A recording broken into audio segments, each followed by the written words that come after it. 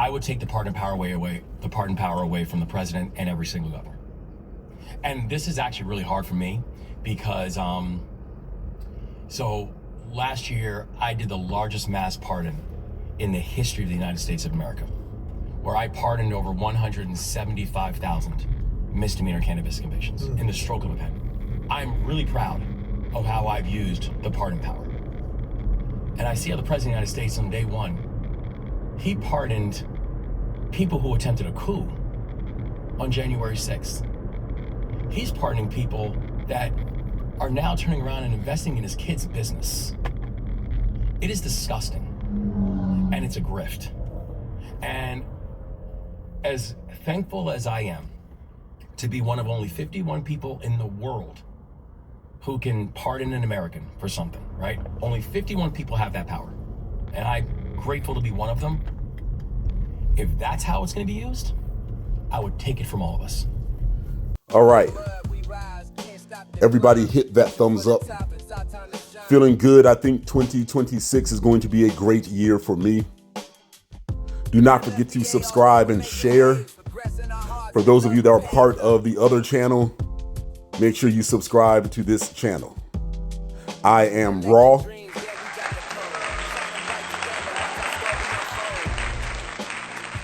And I gotta say, there's something about Wes Moore that really gets under my skin.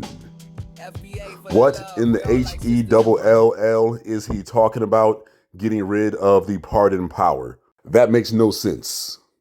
You see, the Democrats don't want to do what's right for America. They want to win elections by being anti-Trump. You can be anti-Trump all you want to. But the fact of the matter is, the reason why people voted for Trump is because he speaks to their needs. He speaks to what they want. A president and a governor should absolutely have pardon power. Now, Donald Trump has let a lot of good brothers out of prison that should not have been in there. Yeah, they let the January 6th rioters out. I get that. That's not good, but it's still his right as a president to do so. Since January 2021, Trump has let out Lil Wayne.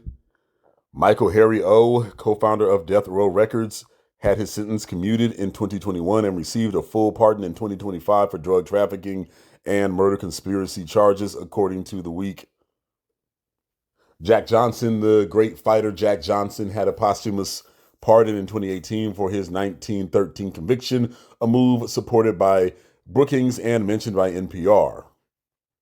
Carvane Cooper commuted his life sentence for nonviolent marijuana conviction as part of January 2021 pardons list. Jawad Musa commuted his sentence according to the full list of pardons. Daryl Frazier commuted his sentence. Levon Roach commuted his sentence. Robert Wesley Patton granted a full pardon. There was also the sister that was convicted, I believe, of marijuana charges as well. She's been at some of his White House get-togethers, gatherings, and speeches.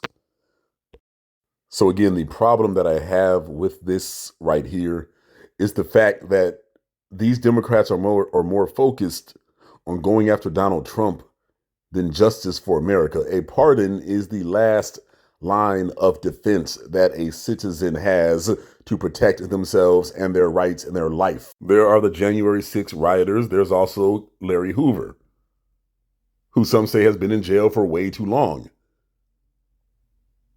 You don't have to condone somebody's actions or their lifestyle to understand when injustice has been administered.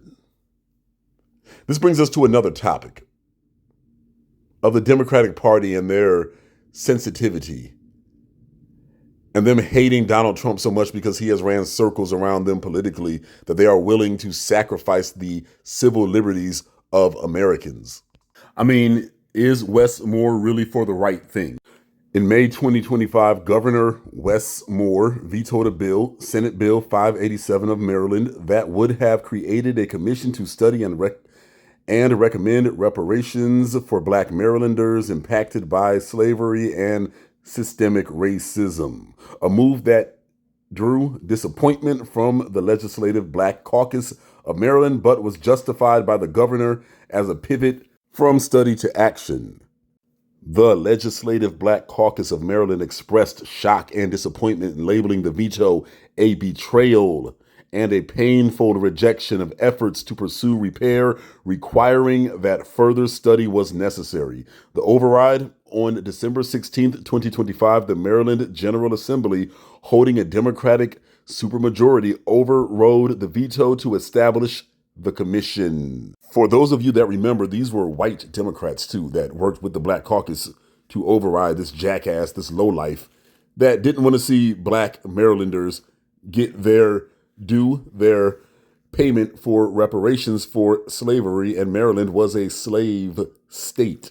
What's disgusting is Wes Moore and the rest of the Democratic Party that are against reparations. Now, Governor Wes Moore refers to himself as the son of an immigrant. He was born in Tacoma, Maryland.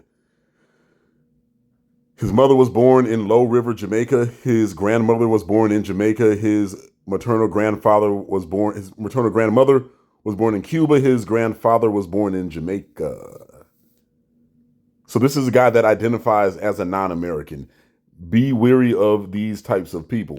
No, we like America the way it is. Pardon power. Hopefully reparations, which I believe is coming for those that are descendants of American slavery, better known as FBA or freedmen, which he is not. No, don't vote for this clown right here. Do not let him stroke your feelings, make you feel like Donald Trump is going to get you. Trump going to get us. Trump gonna get us. No. Trump is doing us a favor by getting jackasses like this up out of the paint, up out of our country that our ancestors built, foundational Black Americans all day. So I was very surprised to hear him, and looking at the host of the interview, he kind of tilted his head to the side like a dog, like, what the hell are you talking about? No, if you want to change something, go change Jamaica, the hot mess that it is.